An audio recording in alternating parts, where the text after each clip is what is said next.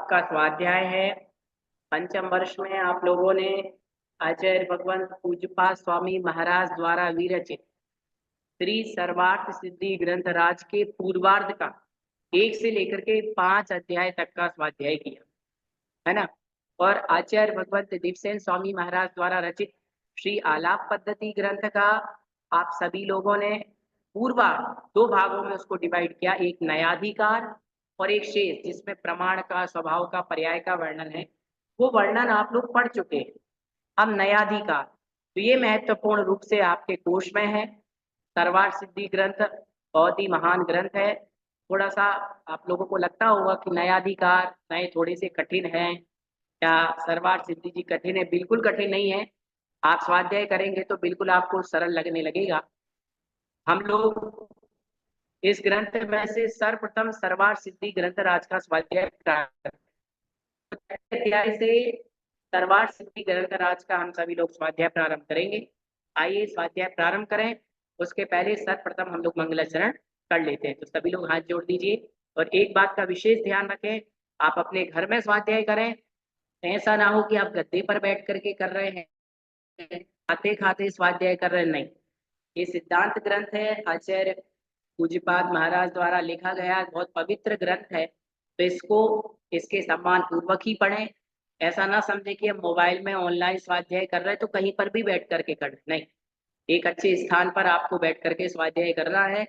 आपके पास सामने जिनवाणी रखी होना चाहिए, जिनवाणी में आपका छठा अध्याय निकला हुआ हो और बहुत अच्छी तरीके से आप इसका स्वाध्याय करें। आइए कक्षा प्रारंभ करते हैं। मोक्षे मार्गस्य नेतारं भेत्तारं कर्म भूभृतां ज्ञातारं विश्वतत्त्वानां वन्दे तद्गुणलब्धये। जय बोले पंच परमेश्वरी भगवान की जय। देवादिदेव एकहजार श्री शांतिनाथ भगवान की जय। बारशांग मई जिनवाणी माता की जय। आचार्य भगवंत पूज्यपाद स्वामी महाराज की जय। आचार्य गुरुदेव विद्यासागर जी महाराज की जय। आचार्य भगवंत समय सागर जी महाराज की जय। पूज्य गुरुदेव श्री सुधा सागर जी महाराज की जय।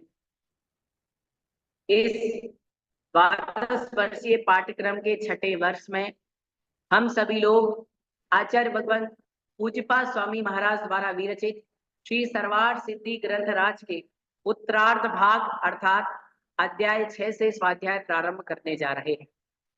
आपका दूसरा ग्रंथ, इसमें आलाप पद्धति भी है जिसमें नयाधिकार आपका है। तो ऐसे ग्रंथ का हम लोग स्वाध्याय करने जा रहे हैं। एक दो बातें जो आपको विशेष ध्यान रखनी है, ग्रंथ में तो सारी की सारी बातें लिखी हुई हैं, लेकिन इसमें कुछ महत्वपूर्ण बातें आएंगी जो हम आपको बताएंगे। इसमें से कुछ सरल सरल परिभाषाएं होंगी। उन परिभाषाओं को और जो संक्षेप से बात कही जाएगी उसको आपको अपनी नोटबुक में नोट करना है। तो आप सभी से एक निवेदन है कि आप सभी इस ग्रंथ की एक नोटबुक जरूर बनाएं, है ना। उस नोटबुक में जो मैं आपको यहाँ पर परिभाषाएं बताऊंगा कि ये परिभाषा महत्वपूर्ण है, आपको टिक कर लेना है। टिक करने के बाद आपको उसमें नोट कर लेनी है। तो आइए हम लोग प्रारंभ करते हैं छठे अध्याय से स्वाध्याय।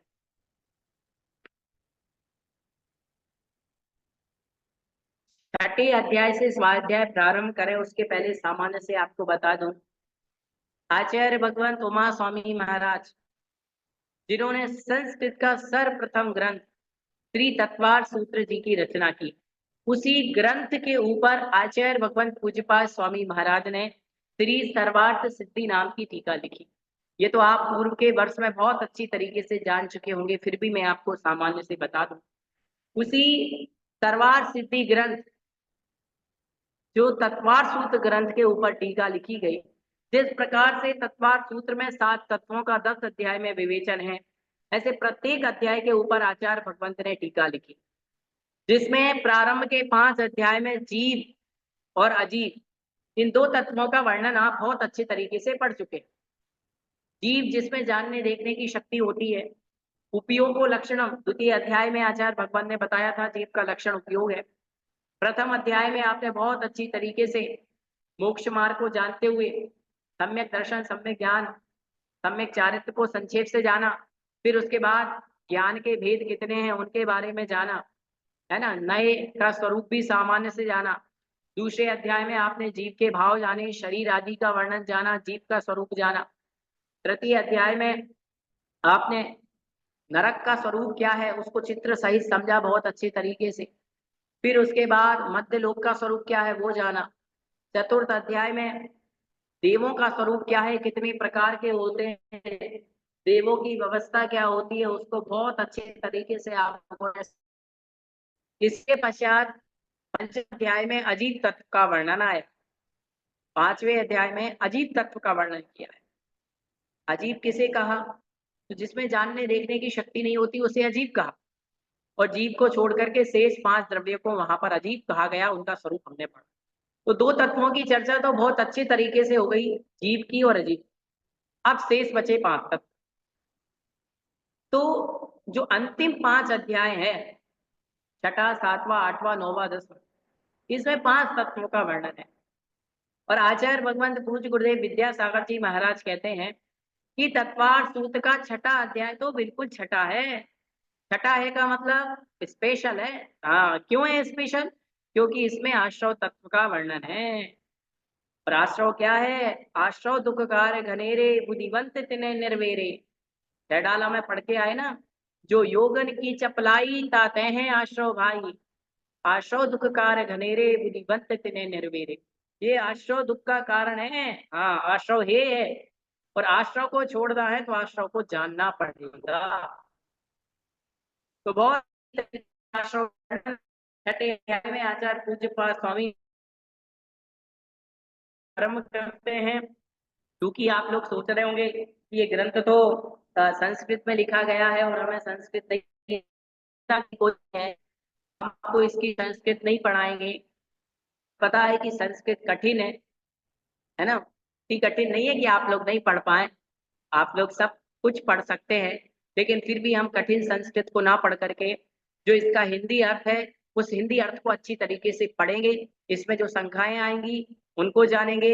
आपको कोई डाउट लगता है तो आप भी उसमें पूछ सकते हैं, है ना। और बहुत अच्छी तरीके से इसको हम समझेंगे। तो आइए प्रारंभ करते हैं। आपके पास सर्वार सिद्धि की ऐसी जिनवाणी होगी, है ना। तो आप अपनी जिनवाणी में प्रश्न क्रमांक 244 निकाल लीजिए। क्या प्रश्न निकालेंगे? प्रश्न क्रमांक 244 आप सभी लोग निकालें। निकाल लिया सभी ने? आपकी जिनवाणी में छठा अध्याय प्रश्न क्रमांक 244 आप निकाल लीजिए। आवाज सभी को आ रही है? कमेंट करके बताएं आवाज आ रही है। हाँ, आ रही है, ठीक है, चले, बहुत बढ़िया। प्रारंभ करते हैं। 20 लोग लगभग जुड़ चुके हैं और भी आगे जुड़ेंगे। छठा अध्याय।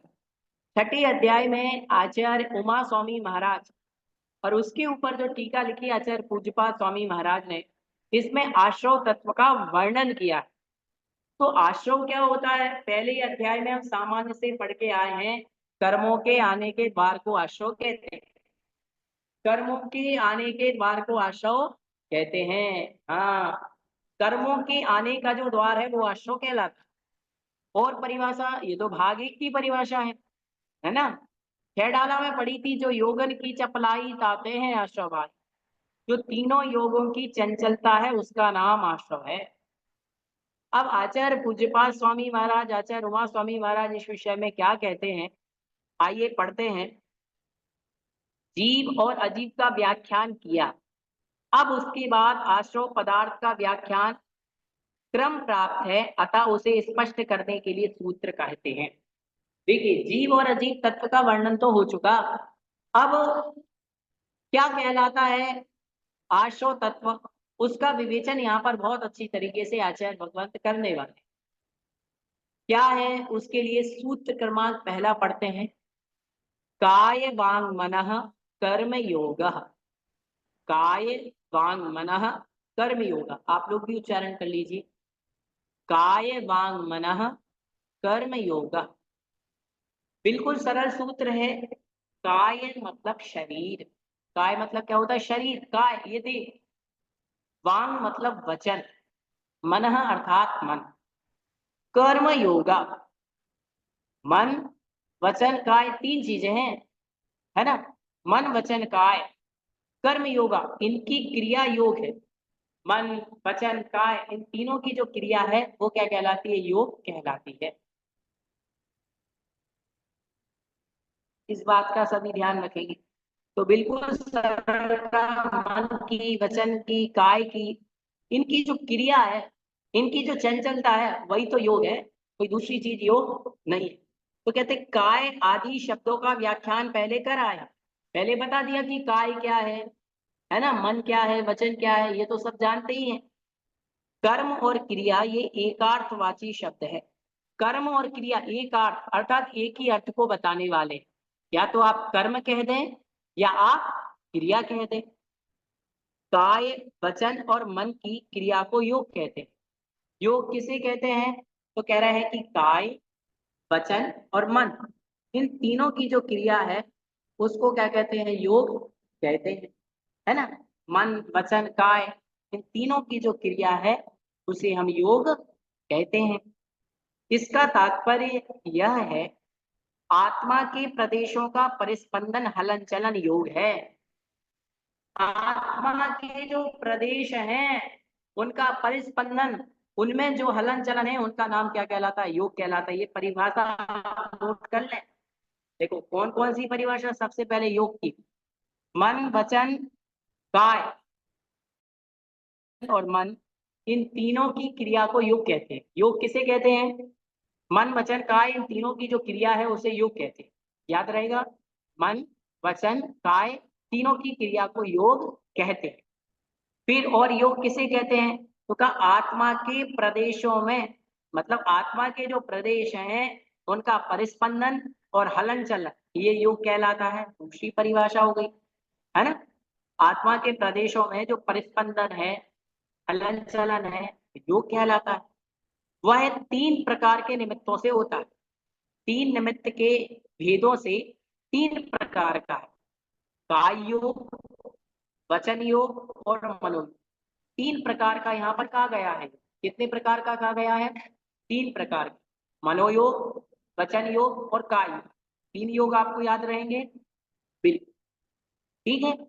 तो समझ लो, मन वचन काय इन तीनों की जो क्रिया है इसे योग कहा। आत्मा के प्रदेशों का जो परिस्पंदन हलन चलन है इसे योग कहा। दो परिभाषा है। और कितने निमित्तों से होता है, तीन, मनोयोग वचन योग काय योग, तीन भेद हो गए। अब खुलासा इस प्रकार है, वीर्यांतराय कर्म के क्षयोपम के होने पर औदारिक आदि 7 प्रकार की काय वर्गणाओं में से किसी एक प्रकार की वर्गणा के आलम्बन से होने वाला आत्म प्रदेश परिस्पंदन का योग कहलाता है। कितनी अच्छी परिभाषा दी, वीर्यांतराय कर्म के क्षयोपम से, है ना। 5 प्रकार का अंतराय कर्म बताया है, दान लाभ भोग उपभोग वीर। उसमें जो वीर्यांतराय कर्म है, उस कर्म के क्षयोपम होने पर, अर्थात कर्म की शक्ति होने पर औदारिक आदि 7 प्रकार की काय वर्गणा, है ना। औदारिक वर्गणा होती है ना। इसमें बैक्टीरियक होता है, आहारक होता है, कार्बन होता है, तेजस होता है, औदारिक मिश्र होता है, आहार है ना। इस प्रकार की ये 7 होती हैं। तो 7 में से काय वर्गणा में से किसी एक वर्गणा के आलम्बन से होने वाला जो आत्म प्रदेशों में परिस्पंदन है वो कहलाता है काय योग। अर्थात ये जो आपका शरीर है, आपका और मेरा शरीर कौन सा है, औदारिक है कि नहीं, बताओ, आपका और मेरा शरीर कौन सा है, औदारिक शरीर। और औदारिक शरीर कैसे मिला है, कर्म के क्षयोपम से मिला है। कर्म के क्षयोपम से जो हमें ये औदारिक शरीर मिला हुआ है, इस शरीर में जो ये शरीर की काय वर्गणाएं हैं, ये जो शरीर है, इस शरीर के निमित्त से आत्मा के प्रदेशों में जो परिस्पंदन होता है वो काय योग कहलाता है। दूसरा, शरीर नाम कर्म के उदय से प्राप्त हुई वचन वर्गणा का आलंबन होने पर तथा वीर्यांतराय और मत्यक्षरादि आवरण के क्षयोपम से प्रदेश परिस्पंदन वचन युक्त। ऐसे ही वचन का जान लो कि हमारे लिए शरीर नाम कर्म के उदय से जो वचन वर्गणाएं प्राप्त हुई है, ये वचन जो हम बोल रहे हैं, जो आप कानों में सुन रहे हैं, ये वचन वर्गणाएं हैं। तो इन वचन वर्गणाओं के कारण से वीर्यांतराय कर्म और मति अक्षरादि आवरण कर्म के क्षयोपम से जो हमें भीतरी वचन लब्धि, मतलब वचन लब्धि के मिलने पर जो वचन रूप पर्याय के सम्मुख होने वाला आत्मा में जो परिस्पंदन है वो कहलाता है वचन युग। अर्थात वचनों के माध्यम से जो आत्मा में परिस्पंदन हो रहा है वो वचन युग। अब मनोयोग, वीर्यांतराय और 9 इंद्रिया वरण के क्षयोपम रूप आंतरिक मनोलब्धि के होने पर तथा बाहरी निमित्तभूत मनोवर्गणाओं का आलंबन मिलने पर मन रूप पर्याय के सन्मुख हुए आत्मा के होने वाला प्रदेश परिस्पंदन मनोयोग कहलाता। वही कह रहे हैं कि वीर्यांतराय और 9 इंद्रिया वरण कर्म के क्षयोपम से आंतरिक मनोलब्धि रूप होने पर बाहरी निमित्तभूत मनोवर्गणाओं के आलंबन मिलने पर मन रूप पर्याय के सन्मुख हुए आत्मा के होने वाला जो प्रदेश परिस्पंदन है वो कहलाता है मनोयोग। सामान्य से आप इतना सा समझ लीजिए कि जो मन आदि के निमित्त से आत्मा के प्रदेशों में परिस्पंदन हो रहा है वो मनोयुग, वचन के निमित्त से आत्मा में जो परिस्पंदन हो रहा है वो वचन युग, और काय से जो आत्मा के प्रदेशों में परिस्पंदन हो रहा है वो कहलाता है आपका काय युग। बिल्कुल सरल परिभाषा है। शब्द यहाँ पर आगम के कठिन है, आप लोगों को कठिन लग रहा होगा कि वीर्यांतराय शब्द यहाँ पर आ गया है, वीर्यांतराय का क्षयोपम आ गया। शब्द जरूर कठिन है लेकिन बिल्कुल सरल भाषा में इसे बताया। तो ये 3 परिभाषा ये भी आप नोट कर लेना, है ना। वीर्यांतराय और ज्ञानावरण कर्म के क्षय हो जाने पर भी संयोग केवली के जो 3 प्रकार की वर्गणा आत्म प्रदेश का परिस्पंदन है वह भी योग होता है, ये भी जान। अर्थात वीर्यांतराय कर्म और ज्ञानावरण कर्म के क्षय हो जाने, है ना, जब अरिहंत बनते हैं तो उनके अंतराय कर्म का 4 घातीय नष्ट हो जाते हैं, तो उनमें ज्ञानावरण और क्या कहते हैं आपके अंतराय कर्म, ये 2 कर्म क्षय हो जाते हैं। फिर भी उनकी 3 प्रकार की वर्गणा की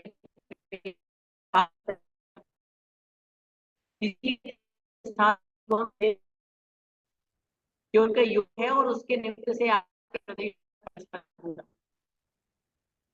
तो इस प्रकार से ये योग हुआ। तो कि मन वचन काय इन तीनों की जो क्रिया है, तीनों का जो हलन चलन है आत्मा के प्रदेशों में जो इनके निमित्त से परिस्पंदन हो रहा है वो योग है। मनोयोग, वचन योग और काय योग 3 चर्चा की। मन के निमित्त से होता है परिस्पंदन तो मनोयोग, वचन के निमित्त से होता है तो वचन योग, और काय के निमित्त से होता है तो काय योग। आ गया सभी को समझ में? एक बार कमेंट करके बताइए, हाथ खड़े करके। आ गया समझ में? बिल्कुल सरल है। जी भैया जी, आ गया समझ में। हाँ बिल्कुल आगे चले। अब आगे है इसमें कि ये तो इन्होंने योग बता दिए, मनोयोग, वचन योग, काय योग, ये 3 प्रकार के योग बता दिए। अब कहते हैं कि आश्रव का लक्षण क्या है संसारी जीवों के, जो यह योग शब्द का वाच्य कहा उसके बारे में बता रहे। सा आश्रव, सा आश्रव। दूसरे नंबर का सूत्र है बिल्कुल सरल, सा आश्रव। सा अर्थात वह, आश्रव अर्थात आश्रव है। क्या है आश्रव? वह आश्रव है। वह क्या? मन वचन काय इन तीनों की जो हलन चलन है, इन तीनों की जो चंचलता है, ये आश्रव है। अभी पढ़ा ना कि काय वांग मना कर्म योगा, अर्थात मन वचन काय इन तीनों की क्रिया है वह योग है, और शास्त्रवा वह योग ही क्या है? आश्रव है। जिस प्रकार तालाब में जल लाने का दरवाजा जल के आने के कारण होने से आश्रव कहलाता है, उसी प्रकार आत्मा के साथ बंधने के लिए कर्म योग रूपी नाली के द्वारा आते हैं, इसलिए योग आश्रव संज्ञा को प्राप्त हो जाता है।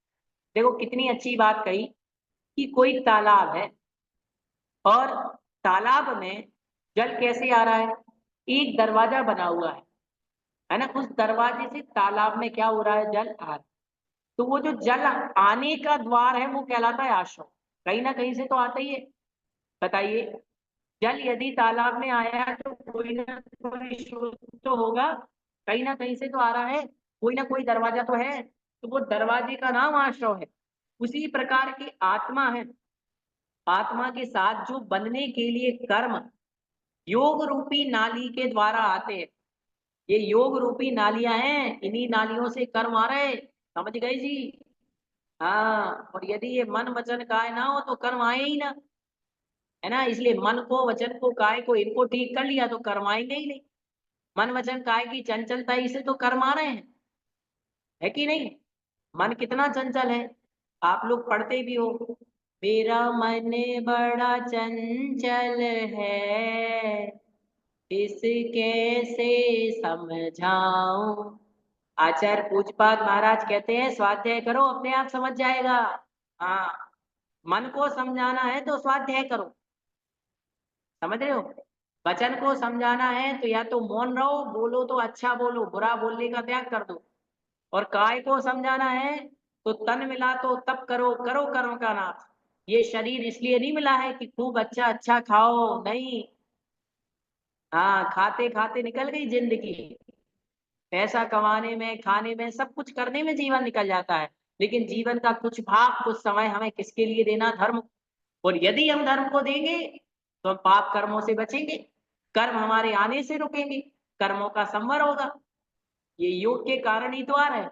और योगों को यदि हमने संभाल लिया तो कर्मों का आना क्या हो जाएगा, रुक जाएगा। तो योग वो नाली है जहां से कर्म आ रहे, समझ गए। योग क्या है, वो रास्ता है, वो मार्ग है जिससे कर्म का आश्रय हो रहा है। आई बात समझ में। बिल्कुल सरल है कि जैसे तालाब में पानी आ रहा है और पानी आने का जो स्थान है, जिस जगह से आ रहा है वो आश्रय है, उसी प्रकार से कर्म कैसे आ रहे हैं, तो मन वचन काय इन तीन नालियों के द्वारा आ रहे हैं। मन वचन काय के कारण आ रहे हैं तो यही आश्रय है। मन वचन काय की चंचलता ही आश्रय है। आ गया समझ में। अब कहते हैं कर्म दो प्रकार का है, पाप और पुण्य। इसलिए क्या योग सामान्य रूप से उसके लिए आश्रयों का कारण कहा या कोई विशेषता है, इस बात को बताने के लिए आगे कहते हैं। अब भैया कर्म तो दो प्रकार का है, लोग पुण्य भी करते हैं और पाप भी करते हैं। बताइए करते कि नहीं करते। बोले मंदिर जा रहे हैं तो पुण्य का आश्रय होगा, और मंदिर नहीं जा रहे हैं तो पाप का आश्रय होगा। बोले भगवान के भजन करोगे तो पुण्य आएगा, भगवान के भजन नहीं करोगे तो पाप आएगा। अरे ऐसा नहीं है जी। हाँ, अगर मंदिर में बैठे बैठे भी पाप कर्म कर लेते हैं लोग, स्वाध्याय करते करते भी पाप कर्म हो जाता है। आई बात समझ में, कैसे हो जाता है। देखो, शरीर तो मंदिर में बैठा है और मन में कुछ और चल रहा है। मन में तो चल रहा है, अरे यार आज हम मंदिर में क्यों बैठ गए, आज हमने स्वाध्याय की क्लास क्यों ले ली, इससे अच्छा तो हम कोई सीरियल देख लेते, सास बहू का सीरियल देख लेते, हमारा 1 घंटा बेकार हो गया। बताइए, स्वाध्याय करने में समय बेकार होता है कि समय का सदुपयोग होता है। सदुपयोग होता है ना। और किसी के मन में ये भाव आ गया, आज तो भैया हमारी सासू माँ ने जबरदस्ती बिठा दिया क्लास पढ़ने के लिए, है ना। तो जबरदस्ती बैठे हैं, मन नहीं लग रहा है, मन कहीं और है, तो उससे सोचो हमारे कर्मों का आश्रय होता है ना। इसीलिए कहते हैं दो चीजें हैं, पुण्य और पाप, है ना। तो पुण्य क्या है, पाप क्या है, किस प्रकार से कर्म का आश्रय पुण्य रूप, किस प्रकार से कर्म का आश्रय पाप रूप होता है, वो तीसरे नंबर के सूत्र में पढ़ते हैं।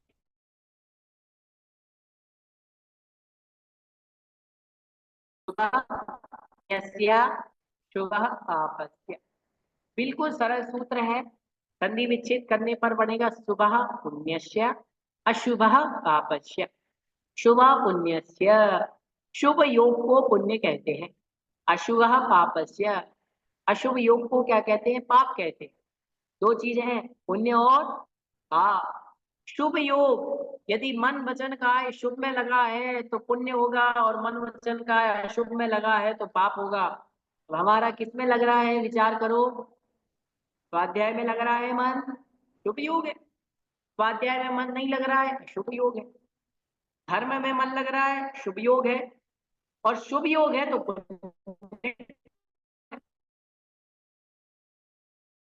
शुभ योग, और अशुभ योग है तो पाप का आश्रय हो रहा है।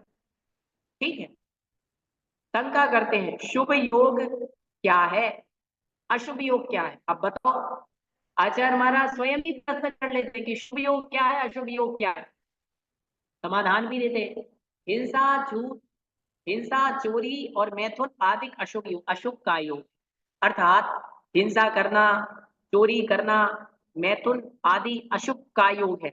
असत्य वचन, कठोर वचन, असभ्य वचन आदि अशुभ वचन योग है। और मारने का विचार, ईर्ष्या, डाह आदि अशुभ मनोयोग है। तीन बातें बता दी, ये ध्यान रखना। कौन सी तीन बात? अशुभ मनोयोग, अशुभ वचन योग और अशुभ काय। सबसे पहले तो जानो कि काय से अशुभ, देखो तीनों चीजों से हम अशुभ करते हैं। मन से भी अशुभ कार्य होता है, वचन से भी अशुभ कार्य होता है, और काय से भी अशुभ कार्य हो ही जाता है। तो मन और वचन काय तीनों से अशुभ कार्य कैसे होते हैं, तो उदाहरण भी बता दिए। देखो 5 पाप होते हैं, पढ़ के आए ना 5 पाप, हिंसा, झूठ, चोरी, कुशील, परिग्रह, उसी उदाहरण से समझा दिया। मतलब आचार्य भगवंत इतना सरल उदाहरण दे देते हैं कि हम लोगों को समझ में आ जाए। तो कितना सरल उदाहरण दिया, देखो कहते हैं कि हिंसा, चोरी, मैथुन आदि अशुभ कार्य। भाई हिंसा किससे करोगे, काय से ही तो करोगे। बताओ, किसी को पत्थर मार दिया, हिंसा है। किसी को डंडे से मार दिया, हिंसा है। किसी का मर्डर कर दिया, हिंसा है। चोरी कर ली, अब बताओ, चोरी कर ली, किसी का डाका डाल लिया, किसी का धन लूट लिया, काय से ही तो चोरी करते। मैथुन कर लिया, किसी व्यक्ति ने मैथुन क्रिया कर ली, किसी ने चोरी कर ली, किसी ने हिंसा कर ली, ये क्या है, ये काय से अशुभ है, क्योंकि ये शरीर से ही कर रहा है। और अशुभ वचन योग क्या है, झूठ बोलना। हम मुख से झूठ बोल रहे हैं, मुख से कठोर वचन बोल रहे हैं, अपने मुख से ऐसा वचन बोल रहे हैं जिससे किसी जीव का अहित हो जाए। किसी जीव को अहितकारी वचन बोलना, झूठ का पथ दिखाना, गलत बात बोलना, अपना स्वार्थ साधने के लिए दूसरों को गलत पथ बता देना, ये भी झूठ ही है, ये असत्य है ना। फिर कह रहे डाह आदि, किसी से खूब ईर्ष्या करना, मतलब ऐसे वचन मतलब बोल रहे हैं किसी के खिलाफ जो छल रूप है, कपट रूप है, किसी का हित करने वाले वचन बोल रहे हैं, ये असत्य वचन योग है। अर्थात आपका अशुभ वचन योग, झूठ बोलोगे तो अशुभ वचन योग हो जाएगा।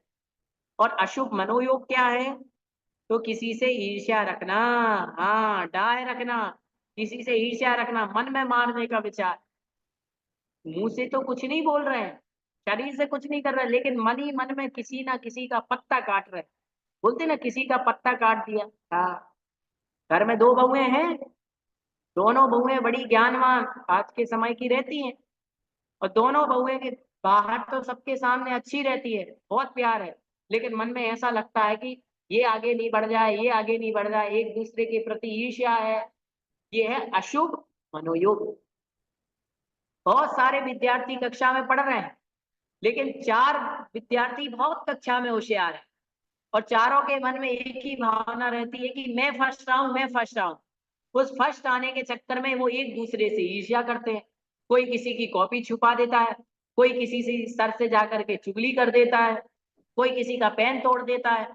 फिर तरह तरह के काम करना, ये क्या कहलाता है, अशुभ मनोयोग। मन में उसकी बात चल रही है कि ये तो फेल हो जाए, इसके तो कम नंबर आ जाए, ये पढ़ नहीं पाए, है ना, इसकी कॉपी छूट जाए, ये बीमार हो जाए।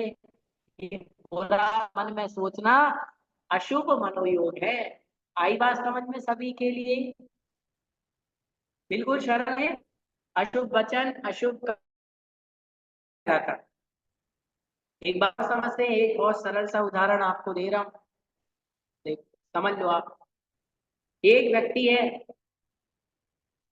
वो मन में अपने सोच रहा है कि फलाने व्यक्ति का अहित हो जाए, फलाने व्यक्ति का बुरा हो जाए, फलाने व्यक्ति को बिजनेस में लॉस हो जाए। ये मन में सोचना, ये अशुभ मनोयोग है। वो अपने मित्र के पास गया और मित्र से बोल रहा है कि भाई भगवान करे इसका तो पूरा परिवार ही बर्बाद हो जाए क्योंकि इसने मेरे साथ बुरा किया, इसका तो पूरा बिजनेस में लॉस ही लॉस हो जाए। ये कहलाता है अशुभ वचन योग, वचन से बुरा बोल रहे हैं। और अशुभ का योग उसका कर देना, किसी व्यक्ति का बुरा कर देना, उसके डॉक्यूमेंट चोरी कर लेना, उसकी कोई चीज चोरी कर लेना, उसके पैसे चोरी कर लेना, उसके सीक्रेट चोरी कर लेना, या हिंसा कर देना, उसके साथ मारपीट कर देना, ये सब अशुभ का योग कहलाता है। आ गया समझ में? अशुभ मन, अशुभ वचन, अशुभ कार्य, ये तीन चीजें अशुभ होती हैं। इसलिए हमेशा ध्यान रखें, ना मन से किसी का बुरा सोचिए, ना वचन से किसी को बुरा बोलिए, और ना काय से किसी का बुरा कीजिए। आई बात समझ में? हाँ, मन में किसी के लिए बुरा सोचना बहुत बिल्कुल सरल लैंग्वेज।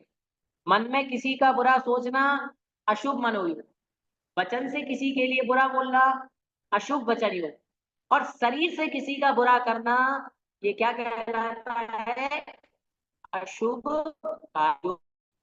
ठीक है, आगे कहते हैं, आगे शंका करते हैं। देखो, ये तो अशुभ हो गए और इनसे विपरीत शुभ है। मन से किसी का अच्छा सोचना ये क्या है? शुभ मनोयोग। सुन लो, मन से किसी का अच्छा सोचना शुभ मनोयोग, वचन से किसी के लिए अच्छा बोलना शुभ वचन योग, और काय से किसी का अच्छा करना ये शुभ का योग कहलाता है। समझ गए कि नहीं? हाँ, आप लोग मन में सोचते हो कि भगवान संसार में सब प्राणी सुखी रहे, तब सबसे पहले मंदिर जाते हो तो क्या भावना भाते हैं? सर्वे भवन्तु सुखिना, सर्वे सन्तु निरामया। भगवान संसार में जितने जीव है सर्वे भवन्तु सुखिना, सब सुखी रहे, प्रेम भाव हो सब जीवों पर, सबके प्रति प्रेम के भाव हो।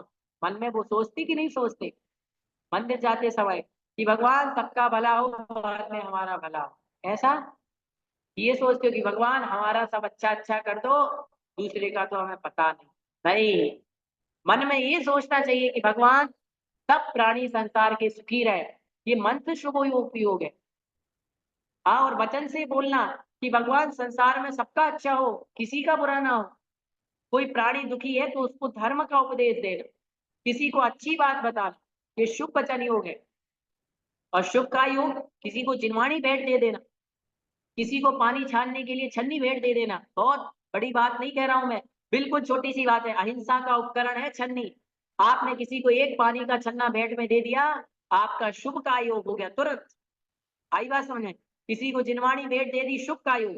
किसी को आपने स्वाध्याय में लगा दिया, शुभ का योग। एक उदाहरण बता रहा हूं, हम सभी लोग स्वाध्याय कर रहे हैं। अब देखो, स्वाध्याय करने से स्वयं का कल्याण तो हो ही रहा है। क्लास चल रही है, चाहे 30 लोग पढ़े चाहे 300 लोग पढ़े, कोई आपत्ति नहीं है। अब हमने क्या किया, अपना फोन उठाया, 3:10 से 3:50 तक बहुत अच्छी कक्षा चल रही है और आश्रव का वर्णन आने वाला है। और आचार्य विद्यासागर जी महाराज तो कहते थे आश्रव का वर्णन सबसे, जिसने ये समझ लिया, समझ लेना वो समझ जाएगा कि कर्मों से कैसे बचे। आप बोल रहे लो, आप शुभ मनोयोग, शुभ वचन योग और शुभ काय योग तीनों करा दिए। अब वो व्यक्ति क्लास नहीं अटेंड कर रहा है तो हमारा कोई लॉस नहीं है, लेकिन हमने एक फोन करके अपना कल्याण कर लिया। दूसरा, कुछ नहीं करना, फोन नहीं करना, मैसेज पे क्लिक करके जो आपको ग्रुप में लिंक भेजिए, दूसरा नहीं पढ़ रहा है उसको भेज देना कि भाई ये लिंक पे टच करो और ग्रुप में जाओ और स्वाध्याय करो। बस वो लिंक शेयर कर देना, स्वाध्याय में किसी को लगा देना, ये भी तो शुभ उपयोग है। बस इतनी सी तो बात है। किसी को आपने कुछ नहीं किया, भूखे को रोटी खिला दी, ये भी पुण्य का काम है। पेड़ को पानी दे दिया, ये भी पुण्य का काम है। मुनिराज को आहार दे दिए, साधु संतों की सेवा कर ली, ये काय से शुभ उपयोग है। वचन से बोलोगे तो वचन से, और मन से सोचोगे तो मन से। आ गया समझ में? आगे कहते हैं शंका, योग के शुभ और योग के अशुभ ये भेद किस कारण से? अब योग के अशुभ ये दो भेद किए, ये क्यों किए? क्या रीजन है इसका, क्या कारण है? समाधान, जो योग शुभ परिणामों के निमित्त से होता है वो शुभ योग, और जो योग अशुभ परिणामों के निमित्त से होता है वो अशुभ योग। डेफिनेशन नोट कर लीजिए, हाँ टिक कर लेना पेंसिल से अपनी बुक में। जो योग शुभ परिणामों के, शुभ भावों के निमित्त से होता है वो शुभ योग, और जो योग अशुभ भाव अशुभ परिणामों के निमित्त से होता है वो अशुभ योग कहलाता है। आई बात समझ में? शुभ परिणामों के निमित्त से जो होता है वो शुभ योग है, और अशुभ परिणामों के निमित्त से जो होता है वो अशुभ योग। इसीलिए तो कहते हैं शुभ भाव रखो, अपने परिणामों को शुभ रखो। शायद कोई यह माने कि शुभ और अशुभ कर्म का कारण होने से शुभ और अशुभ योग होता है, तो बात नहीं है। यदि इसका इस प्रकार लक्षण कहा जाता है तो शुभ योग ही नहीं हो सकता, क्योंकि शुभ योग तो शुभ योग को भी ज्ञानावरण आदि कर्मों के बंध का कारण माना है। इसलिए शुभ और अशुभ का योग का लक्षण यहाँ पर जो किया है वही सही। जो आत्मा को पवित्र करता है, जिससे आत्मा पवित्र होती है, वह पुण्य है, जैसे कि सादा वेदनी, और जिससे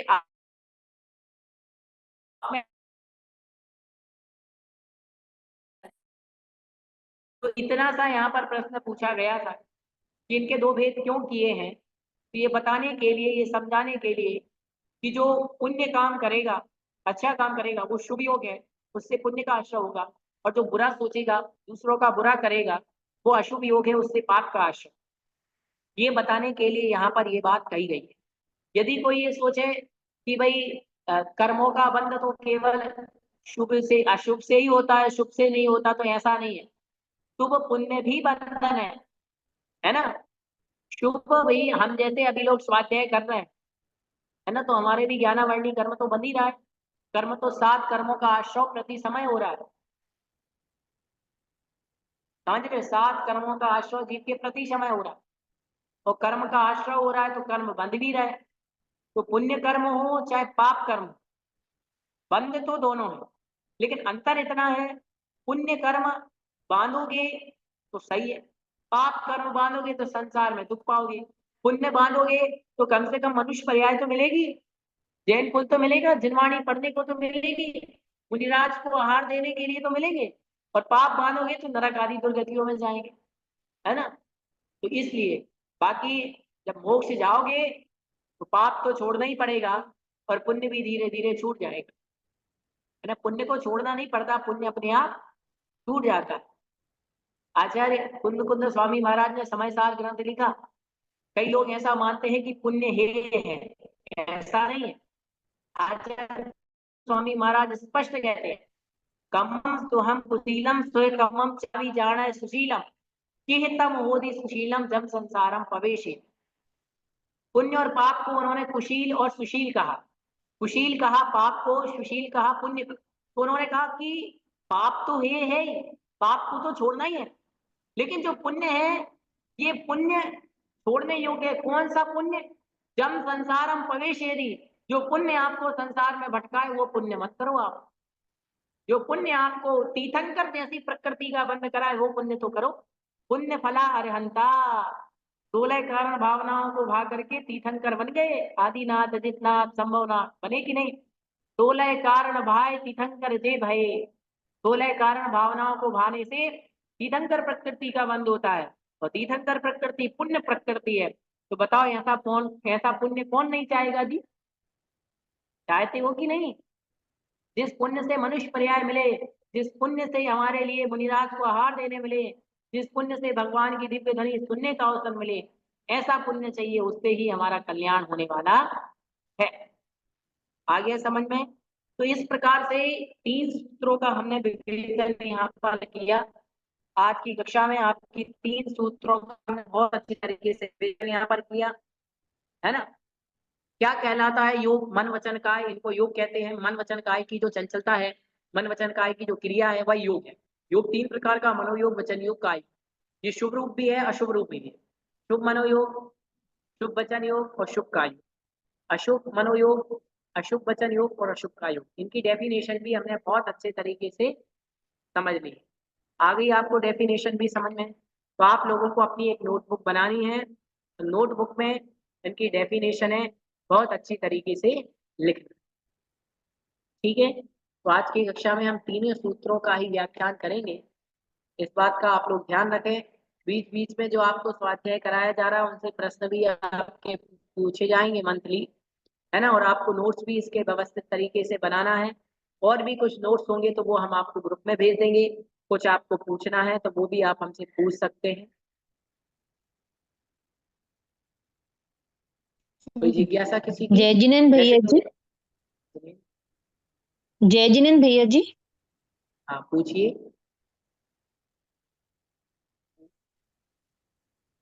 कुछ पूछना है पूछिए। इसमें भैया जी जो जय जिनेन्द्र। केंद्र और मध्यराक्षर राधि मतलब क्या होता है? अरे वहां पर ये कहा गया है नो इंद्रिया वर्णन और मत्य अक्षर आदि, मति अक्षर आदि। मति ज्ञान जो होता है उसके निमित्त से जो हमें अक्षरों का ज्ञान होता है उसकी वहां पर चर्चा की गई है कि हमारे लिए जो ज्ञान करने का जो क्षयुक्षम है उसकी वहां पर चर्चा की गई। और ये तो भैया हमने जी जय आपको जिनेन्द्र। बताया ही था। नो इंद्रिया वर्ण, नो इंद्रिय मतलब होता है किंचित इंद्रिय।